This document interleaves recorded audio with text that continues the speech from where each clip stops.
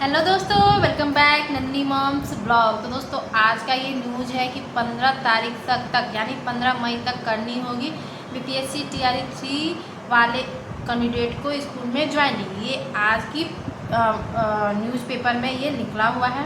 तो सारी खबर क्या है, आप लोग को कब स्कूल में ज्वाइनिंग करना है और बाकी बचे हुए अभ्यर्थियों का लिस्ट भी आ चुका है। तो इसके आगे की प्रक्रिया क्या है उस सब के बारे में मैं आपको एक एक करके बताने वाली हूँ। तो वीडियो में लास्ट तक बने रहिएगा।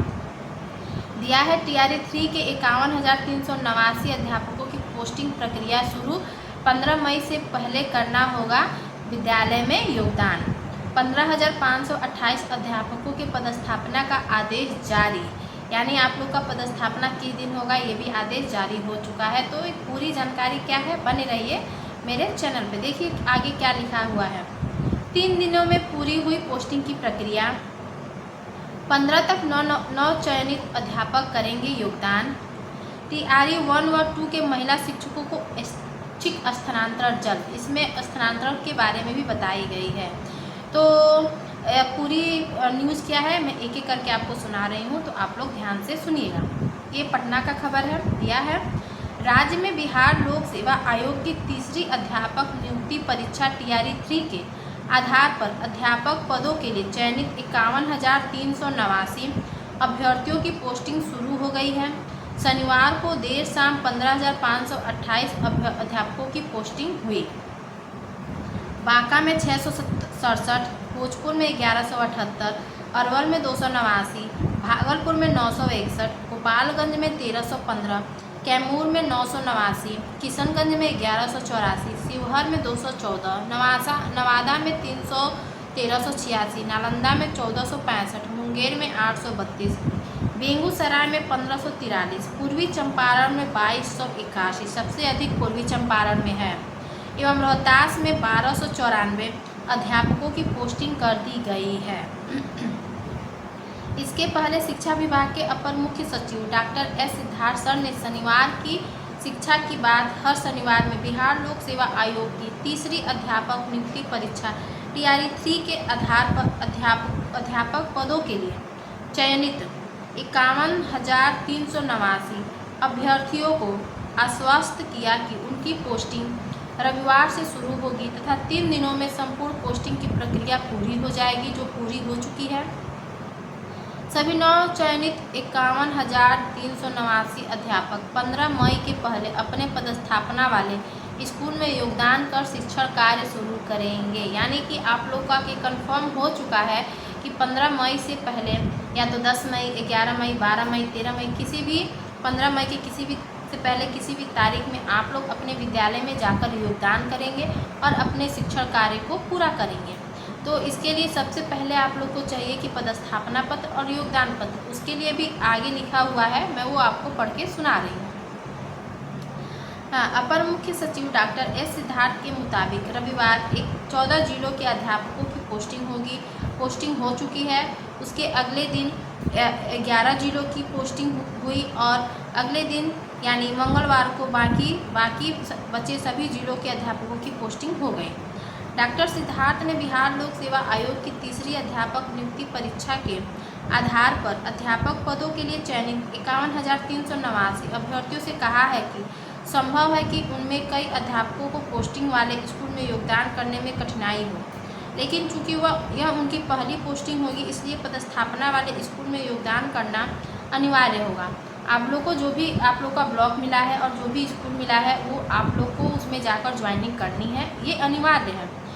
डॉक्टर एस सिद्धार्थ सर ने ये भी कहा है कि बहुत से ऐसे अभ्यर्थी होंगे जिनको अपनी पहली पोस्टिंग में ज्वाइन करने में कठिनाई होगी, लेकिन उसको बाद में देखा जाएगा। लेकिन सर्वप्रथम ये है कि आपको जो भी विद्यालय मिला है और जो भी ब्लॉक मिला है वहाँ पे जाके आप लोग 15 तारीख से पहले अपना योगदान सुनिश्चित करेंगे।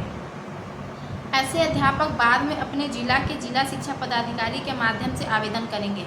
अगर मान लीजिए आप लोग को आपके विद्यालय में योगदान करने में या फिर किसी भी प्रकार की कोई कठिनाई होती है तो आप लोग संबंधित जिले के शिक्षा पदाधिकारी के माध्यम से अपना आवेदन लिख कर दीजिएगा। उस पर कोई ना कोई त्वरित कार्रवाई जरूर की जाएगी। ये माननीय Shri doctor S Siddharth sir ji का कहना है। आगे कह रहे हैं आपको याद दिला दूँ कि तीसरी अध्यापक नियुक्ति परीक्षा के आधार पर चयनित 51,389 अभ्यर्थियों को 9 मार्च को ही औपबंधिक नियुक्ति पत्र दिए जा चुके हैं। अपर मुख्य सचिव डॉक्टर एस सिद्धार्थ ने कहा कि तीसरी अध्यापक नियुक्ति परीक्षा TRE 3 के आधार पर अध्यापक पदों के लिए चयनित 51,389 अभ्यर्थियों की पोस्टिंग के बाद पहली TRE 1 एवं TRE 2 अध्यापक नियुक्ति परीक्षा के आधार पर अध्यापक पदों पर नियुक्त महिला अध्यापकों का दूरी के आधार पर स्थानांतरण किया जाएगा। अब जो भी TRE 1 और TRE 2 की महिला अभ्यर्थी हैं जिन्होंने दूरी के आधार पर अपनी आवेदन दिया है ट्रांसफ़र का, तो उनका ट्रांसफ़र जब आप लोग अपने विद्यालय में योगदान कर लेंगे 15 मई के बाद कर लेंगे, तो उनकी जो भी डेट है और जो भी स्थानांतरण की प्रक्रिया है वो पूरी कराई जाएगी। दूरी के आधार पर स्थानांतरित होने वाली महिला अध्यापकों को पहले उनके फ़ोन पर SMS जाएगा। उसके बाद ई शिक्षा कोष पोर्टल पर वह देख सकेंगे कि उनका स्थानांतरण किस ज़िले में हुआ है। तो ये भी चीज़ें ठीक हैं। तो अब आप लोग कंफर्म हो लिए, आप लोग का जो भी प्रक्रिया है 15 मई तक TRE 3 ख़त्म हो जाने वाला है। उसके बाद बारी आएगी TRE 4 की। TRE 4 भी मान के चलिए कि जून के प्रथम सप्ताह या फिर मिड वीक में TRE 4 का भी नोटिफिकेशन देखने को मिल सकता है।